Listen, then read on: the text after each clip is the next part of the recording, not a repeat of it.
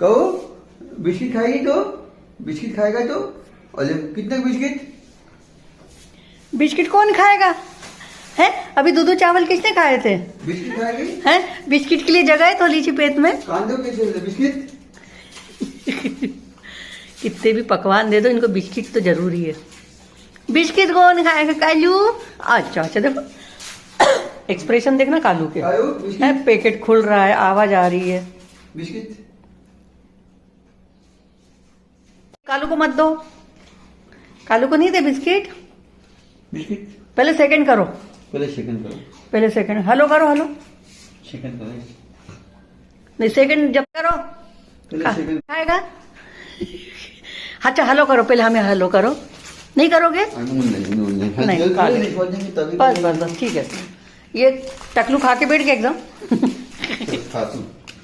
Party करो चलो। चलो।